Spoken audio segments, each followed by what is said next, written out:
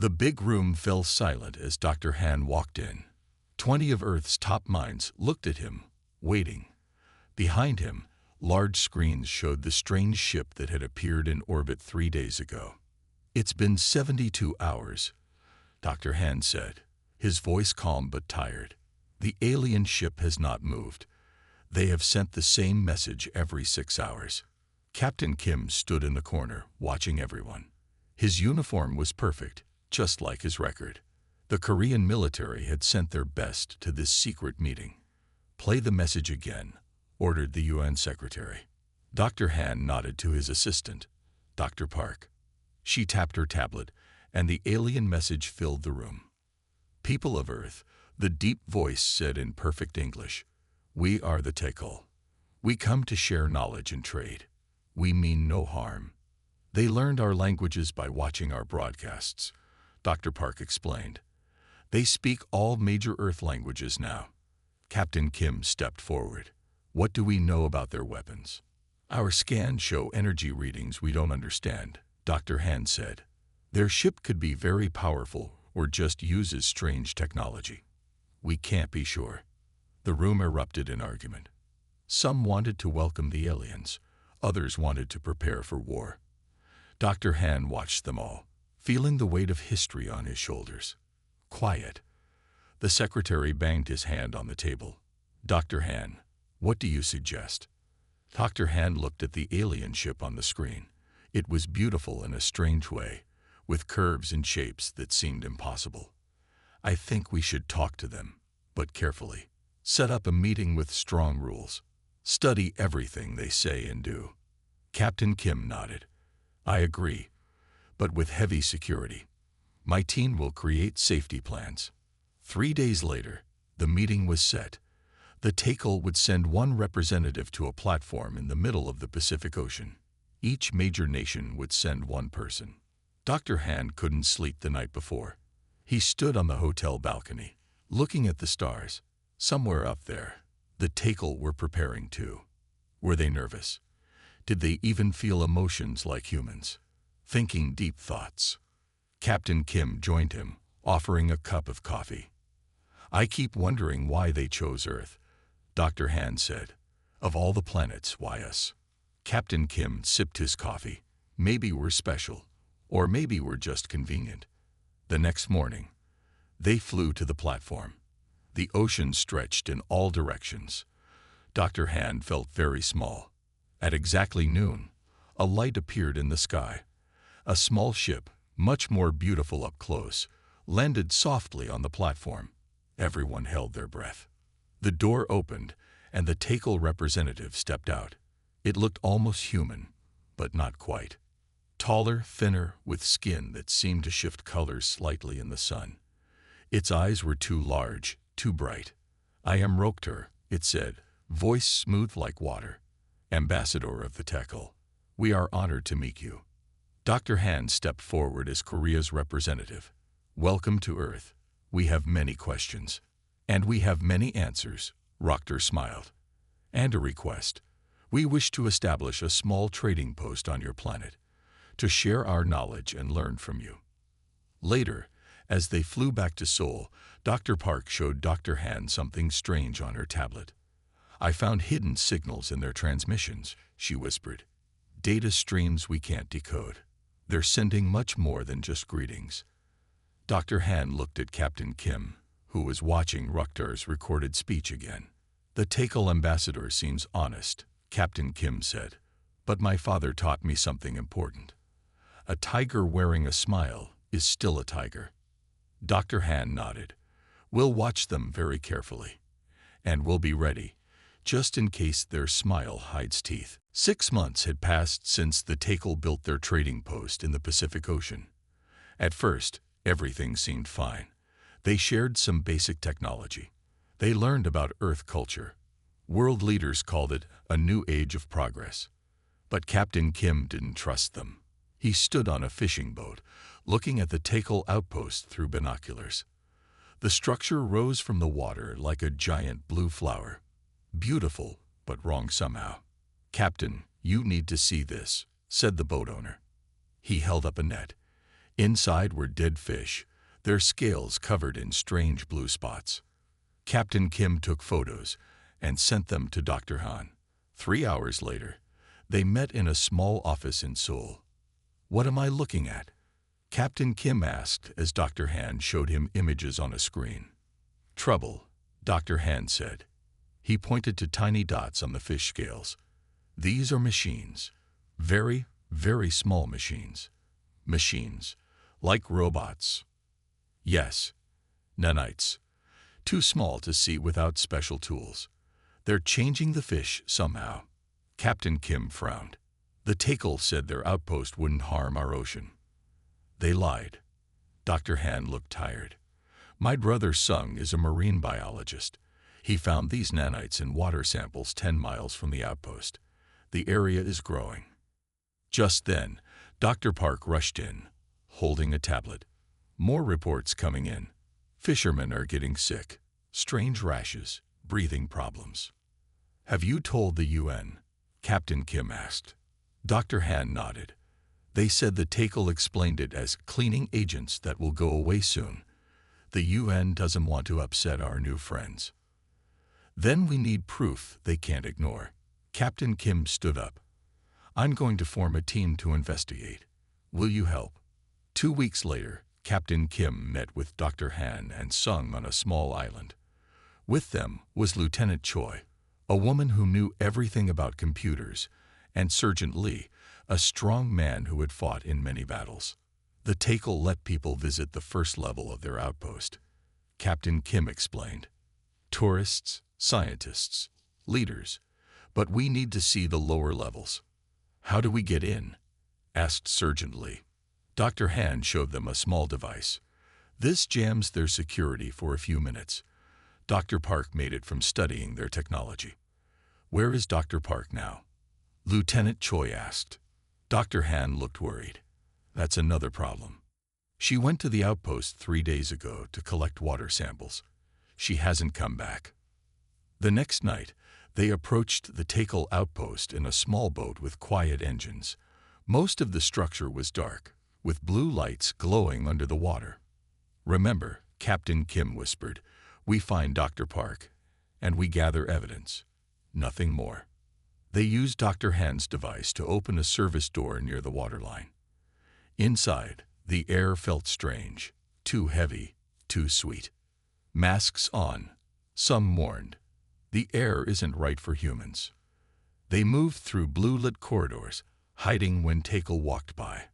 The aliens looked different here, more machine than flesh, with parts of their bodies glowing from within. In a large room, they found screens showing maps of Earth, but the land was changing, turning blue like the Takel outpost. "They're not sharing technology," Lieutenant Choi whispered as she copied data from a Takel computer. "They're planning to change our planet." In a lower room, they found something worse. Dr. Park was there, floating in a clear tank with 20 other humans, all alive but asleep, with small machines crawling on their skin. "We have to get them out," Sung said. But alarms suddenly blared. They had been discovered. Captain Kim looked at his team, then at the trapped humans. "New plan. Free as many as we can, then run." As they broke the first tank open, a Takel voice came over speakers. "Humans, your interference is pointless. The process has already begun." Dr. Han helped Dr. Park stand up as water drained from her tank. Her eyes opened, filled with fear. "They're terraforming Earth," she gasped, "making it like their world. And we can't survive in their world." Alarms screamed through the Takel outpost. Red lights flashed on the walls. Captain Kim pulled Dr. Park behind a large metal container as 2 Takel guards ran past. "Can you walk?" he asked her. Dr. Park nodded weakly. "Yes, we need to free the others too." Sergeant Lee and Lieutenant Choi were already breaking open the other tanks. Scared, confused people fell out with the water, coughing and shaking. "We have 5 minutes before more guards come," Lieutenant Choi said, checking her watch. Dr. Han and Sung helped the people stand up. Some had been in the tanks for weeks. They were weak but alive. "This way," Captain Kim said, leading them toward the exit. But a loud bang stopped them. The door ahead slammed shut. "They're locking us in," Sergeant Lee said. Dr. Park pointed to a small door on the side. "The air vents. I saw them bring supplies that way." They squeezed through the tight hallway, the freed prisoners moving slowly. Behind them, they heard the heavy steps of Takel guards. "We won't all make it," Captain Kim realized. He looked at Sergeant Lee. "Take them to the boat. Lieutenant Choi, Dr. Han, and I will get what we came for." "What about me?" Sung asked. "Stay with Sergeant Lee. Keep the people safe," Dr. Han told his brother. They split up. Sergeant Lee led the freed prisoners toward the exit, while Captain Kim's smaller team went deeper into the outpost. "What exactly are we looking for?" Lieutenant Choi asked as they crept down a dim hallway. "Proof," Captain Kim said. "Proof that the whole world will believe."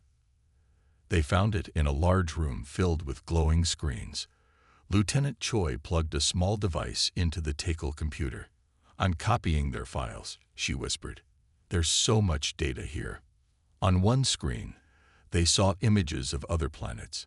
Each one started green and blue, like Earth, then slowly turned pale blue, like the Takel world. "Look at the dates," Dr. Han pointed. They'd done this 17 times before, to 17 other worlds.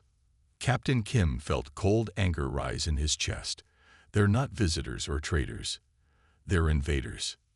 "The copy is at 60%, Lieutenant Choi said, watching her device. Suddenly, a soft voice spoke from the doorway. "Humans are so predictable." They turned to see Takel standing there. Not a guard, but Rukter, the ambassador. Parts of his body glowed blue from within. "Did you think we wouldn't notice your primitive spying?" Rukter asked. His voice sounded almost sad. Captain Kim moved in front of the others. "Why? Why pretend to be friendly? It's easier that way," Rukter said simply. "Less damage to the infrastructure we need. Your kind always fights at the end, but by then it's too late." "You're killing our world," Dr. Han said. "We're improving it," Rukter corrected. "Your species is so young, so limited. You see only what you lose, not what the galaxy gains." 93%, Lieutenant Choi whispered to Captain Kim. Rukter stepped forward. "Your data won't matter. Tomorrow, we activate the main converters. In 1 year, your oceans will adapt to our chemistry. In 5 years, your air will change. You can't stop it." 100%, Lieutenant Choi whispered, pulling her device free. Captain Kim smiled at Rukter. "We'll see about that." He threw a small metal ball at Rukter's feet. Bright light filled the room. When it faded, Rukter was on the floor, stunned. "Run," Captain Kim shouted. They raced through the outpost, alarms blaring around them. Guards chased them, firing strange weapons that left blue marks on the walls. They burst out onto the deck. The small boat was waiting, Sergeant Lee at the controls. The freed prisoners were huddled inside. "Go, go, go," Captain Kim yelled as they jumped in. As they sped away, the Takel outpost glowed brighter, its blue light spreading across the water. "Did you get it?" Sung asked. Lieutenant Choi held up her device. "Everything. Their plans, their history, proof of what they've done to other worlds." "Now we warn everyone," Captain Kim said, looking back at the outpost. "And pray it's not too late." 3 days after their escape from the Takel outpost, Captain Kim and Dr. Han stood in the main UN building in New York. World leaders from every major country filled the room. On large screens, Lieutenant Choi showed the evidence they had stolen. "As you can see," Dr. Han said, pointing to the images, "the Takel have done this before. 17 other planets. Each time, they come as friends. Then they change the world to suit themselves." An American general stood up. "How do we know this isn't fake?" Dr. Park stepped forward. She still looked weak, but her voice was strong. "I was their prisoner. They kept me in a tank, studying how my body reacted to their changes. They're testing how long humans can survive as they change our world. The room grew loud with angry voices. Some believed, some didn't. Captain Kim watched them argue, his face serious. The UN secretary called for quiet. We need to speak with the Tekal. Get their side of the story. They're already here, Lieutenant Choi said, looking at her tablet. Their ship just landed on the roof. Minutes later, Roctor walked into the room. He looked different now. More machine parts showed through his skin, glowing blue in the dim room. You've caused quite a problem, Roctor said, looking at Captain Kim. We had hoped for a smooth transition. Transition to what? The UN secretary asked. Are these accusations true? Roctor smiled. It wasn't a friendly smile. True. Of course. We never lied about our goals. You simply never asked the right questions. He walked to the center of the room, all eyes on him. Your world was selected long ago. We've been watching you for centuries, waiting for the right time. The right time for what?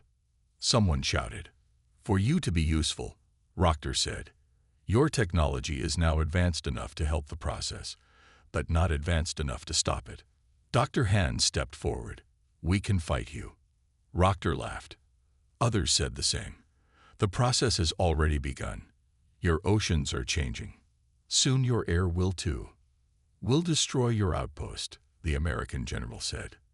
You could, Roctor agreed, but there are now 20 more around your world, hidden deep in your oceans, and our main ships are coming. He looked at the scared faces around him. We could have given you a gentler end. Time to adapt, perhaps even join us in a limited way. Now you force our hand. Roctor pressed something on his arm. All the lights in the building went out. When emergency lights came on, Roctor looked different. His body had opened up, showing more machine than flesh inside. From this moment, the full conversion begins, he announced. In 1 year, this world will be unsuitable for human life. You cannot stop it. You cannot escape it. Captain Kim stepped forward, hand on his gun. We'll fight you with everything we have. Others have tried, Roctor said. They all failed. Suddenly, all phones and tablets in the room lit up with the same message. Emergency alert. Lieutenant Choi looked at her screen, her face pale. The Tekal outpost just expanded. It's 10 times bigger now, and there are reports of blue clouds spreading over the Pacific. The nanites, Dr. Han whispered. They're releasing them into the air. Roctor moved toward the door. This meeting is over. Your time begins now. As guards tried to stop him, Roctor's body changed again, weapons appearing from his arms. The guards fell back, injured. Captain Kim grabbed the main microphone. His voice went out to all emergency channels worldwide. This is Captain Kim of South Korea. The Tekal are not our friends. They plan to change our planet and kill us all. Their peace means our extinction. He took a deep breath.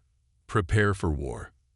As he spoke, outside the windows, a blue haze began to spread across the sky. 3 months had passed since the day the world learned the truth. People called it the start of the conversion war. Captain Kim, now General Kim, looked out from his underground base in the mountains of Korea. The sky above had a blue tint that never went away. How bad is it today?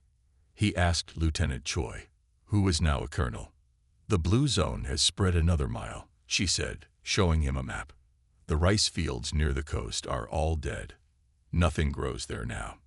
General Kim nodded. Earth was changing, just as Roctor had promised. The Tekal nanites spread through water and air, changing everything they touched. Plants died. Animals got sick. People had to wear masks outside. Any word from Dr. Han? He asked. Colonel Choi shook her head. Not since yesterday. But his last message was hopeful. In his underground lab, Dr. Han hadn't slept in 2 days. He stared at screens showing the nanites. They were tiny machines, smaller than a human cell. But they were smart in their own way. There, he said, pointing to something on the screen. Do you see it, Sung? His brother leaned closer. They're talking to each other. The nanites are sending signals. Yes, Dr. Han smiled for the first time in weeks. And if they can talk, we can interrupt their conversation. Sung finished his thought. Dr. Han quickly typed on his keyboard. We need to tell General Kim. I think I found their weakness. Miles away, in a different base, Dr. Park worked with a team of scientists. They had been studying the nanites too, looking for ways to stop them. Dr. Park held up a small device. This sends out special waves, she explained to Sergeant Lee, who now led a team of soldiers. The waves disrupt the nanites. They get confused and stop working. How far does it reach? Sergeant Lee asked. Only about 100 meters right now, Dr. Park admitted. But we're making it stronger every day. The radio crackled. All teams, report to main base, came General Kim's voice. Dr. Han has made a breakthrough. 2 hours later, they all stood in the mountain base. On a big screen, Dr. Han showed them his discovery. The nanites use quantum channels to communicate, he explained. Very advanced, but they have a flaw. Certain electromagnetic frequencies disrupt them completely. Can we use this to destroy them? General Kim asked. Better, Dr. Han said. We can reprogram them. Make them work for us instead of the Tekal. Colonel Choi looked excited. We could create safe zones, places where the nanites can't change our environment, or even turn them against the Tekal, Sergeant Lee added. For the first time in months, hope filled the room. General Kim stood up. We start immediately. Dr. Han, work with Dr. Park to build more disruptor devices. Colonel Choi, find us targets. He looked at each of them. It's time humans fought back. 1 month later, General Kim stood on a hill overlooking Seoul. Once a great city, it had been taken over by the Tekal. Blue growths covered buildings. Strange animals moved in the streets. No humans lived there anymore. But today, that would change. Are the devices ready? He asked Dr. Han. Dr. Han nodded. He held a small box with a red button. All teams are in position. The disruptors are set up in a ring around the city. And the reprogrammed nanites? General Kim asked. Ready. Sung confirmed. Once we activate the disruptors, our nanites will spread and convert the Tekal nanites. General Kim looked at his watch. Do it. Dr. Han pressed the button. For a moment, nothing seemed to happen. Then, a wave of invisible energy spread across the city. The blue growths shuddered. Some began to fade. It's working, Colonel Choi said, watching through binoculars. The Tekal structures are breaking down. In orbit, a Tekal ship detected the change. It sent a message to all outposts. Human resistance detected in Seoul. Eliminate immediately. But when Tekal forces arrived in the city, they found something impossible. Their own nanites attacking them. Their technology failing. That night, for the first time since the war began, humans walked in Seoul again. General Kim stood in the city center, looking up at the stars. This is just the beginning, he said. We have a lot more cities to take back. 1 year had passed since the war began. Humans had learned to adapt. What the Tekal didn't expect was how quickly people could change when they needed to survive. General Kim stood in the new war room, deep under the mountains. Maps covered the walls showing blue zones where the Tekal controlled the land, and green zones where humans had pushed them back. We've taken back 30% of our lost territory, he told the group of leaders around him. The nanite disruptors work better each day. Colonel Choi nodded. We have strike teams in every country now. They set up disruptors, then move to the next target. But the Tekal are learning too, Dr. Park warned. Their new nanites are harder to reprogram. General Kim frowned. This was the hard part of war. The enemy always adapted. In his lab nearby, Dr. Han hadn't slept in days. He and Sung stared at a small container holding a strange liquid. Will it work? Sung asked. In theory, yes, Dr. Han said. We made a virus that attacks only Tekal biology. It won't hurt humans or earth animals. But will we use it? Sung asked quietly. It could kill all the Tekal. Dr. Han looked troubled. I don't know. That's not my decision to make. Later that day, they brought the virus to a meeting with General Kim and other leaders. It targets the Tekal's unique cell structure, Dr. Han explained. Their bodies are part machine, part biological. This attacks the living parts. Could it kill them all? Asked an American general. Yes, Dr. Han said simply. It could. The room fell silent. Using the virus would mean killing an entire species. We should try to talk to them again, a European leader suggested. Find a peaceful solution.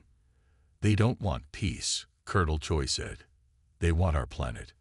The argument went on for hours. Some wanted to use the virus right away.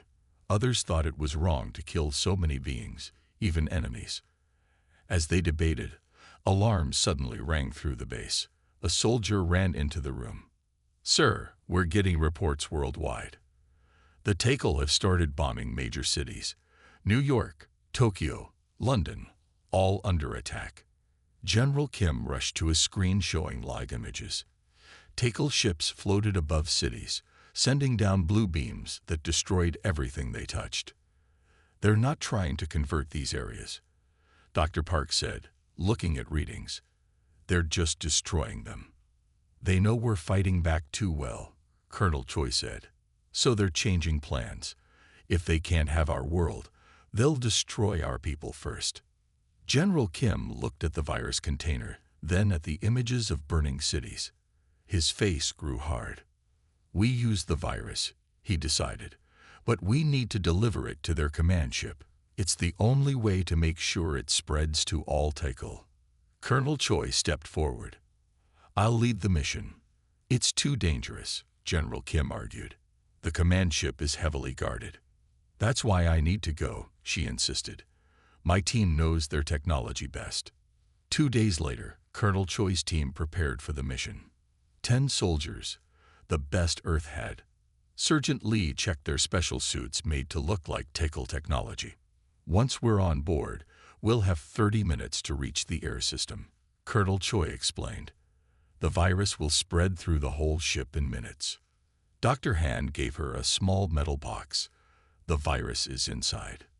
Be careful. That night, their small ship approached the massive Tekal command ship in orbit. Using stolen Tekal codes, they got permission to land. Remember, Colonel Choi told her team as they prepared to exit, if we succeed, we save Earth.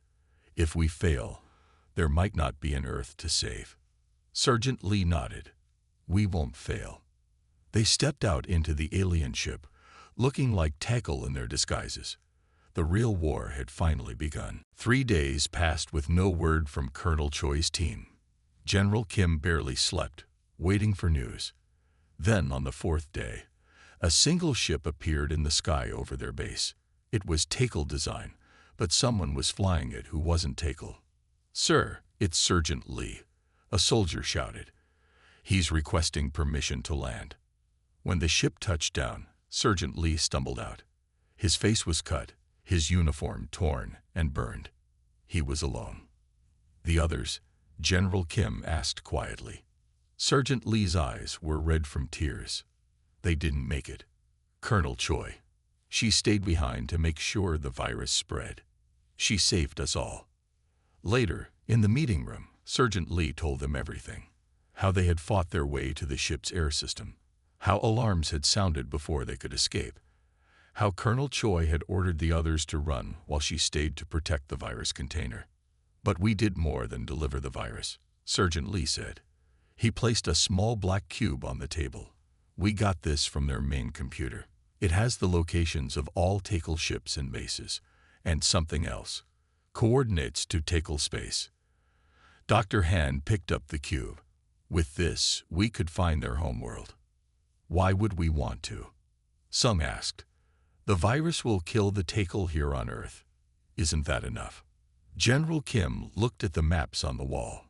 Already, reports were coming in of Tekal ships failing, drifting in orbit. The virus was working. No, he said firmly. It's not enough. They came to our world. They tried to take it from us. We need to make sure they never try again." 1 month later, General Kim stood in a hangar looking at 3 ships. They were built from captured Takel vessels, modified to support human life. Dr. Han had worked day and night to understand their technology. "Will they fly?" General Kim asked. "Yes," Dr. Han said. "They use something like our nuclear power, but much more advanced. Each ship can carry 50 people and travel faster than light." "How fast?" General Kim asked. "We can reach Takel space in 2 weeks," Dr. Han said. "Their homeworld in 3. Sung, who had been studying Takel biology, spoke up. "The virus is spread to all Takel on Earth, but there could be billions more in their home system." General Kim nodded. "That's why we're going. Not to spread the virus, but to deliver a message. Leave Earth alone. Forever." 2 days later, the ships were ready. 500 volunteers would make the journey. Soldiers, scientists, and diplomats from many countries. General Kim would lead them. Dr. Han and Sung would go too. Dr. Park would stay on Earth to continue the cleanup. As they prepared to board, Dr. Park hugged her friends. "Come back safely," she said. "We'll keep Earth safe while you're gone." The journey through space was strange and beautiful. They traveled through what the Takel called hyperspace, a place between stars where distance meant nothing. On the 15th day, they arrived at the edge of Takel space and found something no one expected. "There are battles everywhere," Sergeant Lee said, looking at the scanner. "Takel ships fighting. Other ships. Not Takel design." General Kim looked at the screens in wonder. They're at war with someone else. As they watched, they intercepted communications from many different species, all fighting the Takel, all trying to save their own worlds. "We're not alone," Dr. Han said quietly. "The Takel have been doing this across the galaxy, and everyone is fighting back." General Kim made a decision. He opened communications on all frequencies. "This is General Kim of Earth. We have defeated the Takel invasion of our world. We have a weapon that targets Takel biology. We are willing to share it with all who fight them." Almost instantly, their ship was surrounded by vessels of designs they had never seen. On the main screen, a face appeared. It wasn't human, but its eyes showed intelligence and hope. "We have waited for allies like you," the alien said. "Welcome to the Resistance." The meeting room on the alien ship was strange to human eyes. The ceiling was too high, the chairs oddly shaped. But the feeling in the room was familiar to General Kim, hope mixed with desperation. 7 different alien species sat around the large table. Some looked almost human. Others were very different. One was like a tall insect, another seemed made of crystal, but all had the same tired look of people fighting a long war. "We call ourselves the Resistance," said Meknar, the leader with blue skin and 4 arms. "For 200 years, we have fought the Takel. They have taken 23 worlds from us." Dr. Han studied the star map they showed. Red dots marked worlds the Takel had already converted. Yellow showed worlds being fought over now. "How many worlds do the Takel control?" Sung asked. 42 that we know of," Meknar answered. "Each one stripped of its native life and remade for Takel needs." General Kim shared Earth's story, how the Takel had come in peace, then tried to change their world. "We created a virus that targets Takel biology," he explained. "It worked on Earth. We can share it with you." The aliens looked at each other, hope in their strange eyes. "This could change everything," said Turlak, a being with scales and bright eyes. "But we must act quickly. The Takel will adapt." They made plans. The virus would be shared with all Resistance worlds. Human scientists would work with alien scientists to make it stronger. Later, as Dr. Han and Sung studied alien technology with their new allies, they made a strange discovery. "Look at this," Sung called his brother over. "Takel DNA." Dr. Han looked through the microscope. "It's different from what we saw on Earth. More machine. An alien scientist named Prill joined them. The Takel changed themselves long ago, she explained. Their world was dying. They merged with machines to survive. With each new planet they take, they become less biological, more machine. Is that why they need to convert planets? Dr. Han asked. They can't live in normal environments anymore. Yes, Prill said. But there's more. The Takel aren't really individuals like us. They share one mind, the central node. Sung looked confused. What's that? A massive computer that holds the collective Takel consciousness, Prill explained. It controls all Takel across the galaxy. Without it, they are lost. Dr. Han's eyes widened. If we could find this central node, we could end the war, Prill finished. They brought this information to General Kim. He and Sergeant Lee listened carefully. Can we find this central node? General Kim asked.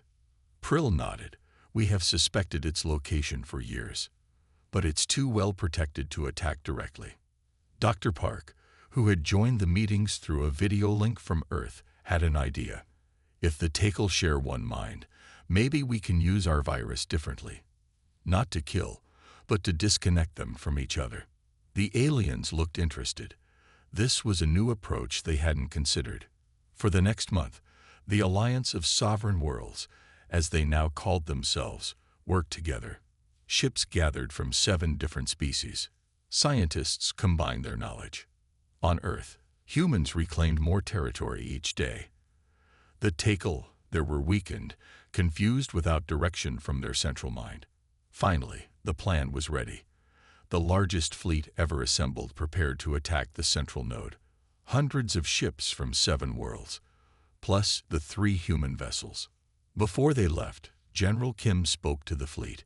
His words were translated into 7 different languages. The Takel thought they could take our worlds because they were stronger, but they didn't understand what they were fighting.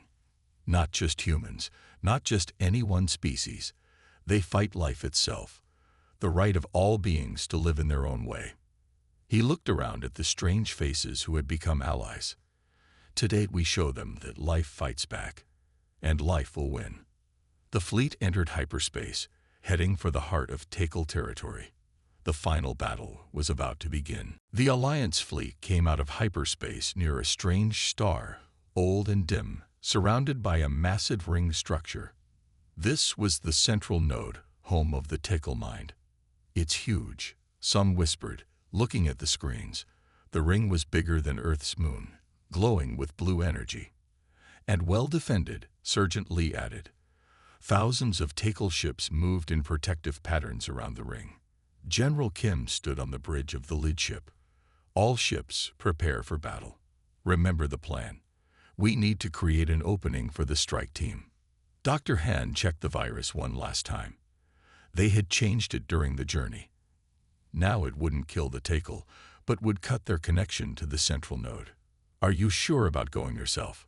He asked General Kim. General Kim nodded. I started this fight. I should finish it. The battle began suddenly and violently. Alliance ships attacked from all sides. Takel defenders responded immediately.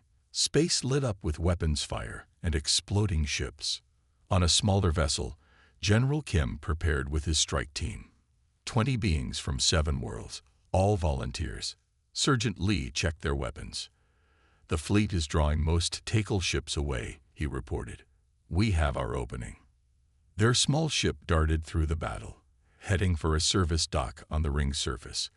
Behind them, the main battle grew more intense. Alliance ships were falling, but so were many Takel vessels. We're taking heavy losses, came Meknar's voice over the radio. You have 30 minutes before we must retreat. The strike team's ship landed on the ring's surface. They moved quickly through blue corridors, following maps provided by resistance spies. Twice they encountered Takel guards and had to fight. We're getting close, Dr. Han said, looking at a scanner. The main processor chamber should be ahead. The chamber door was massive, sealed tight. Sergeant Lee placed explosives while the others prepared for whatever was inside. Everyone ready. General Kim asked. Each team member nodded. Then let's finish this. The door blew open.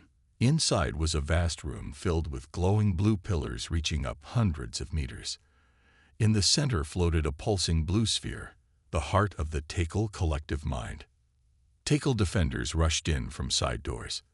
The teams spread out, firing back, protecting Dr. Han as he moved toward the central platform with the virus container.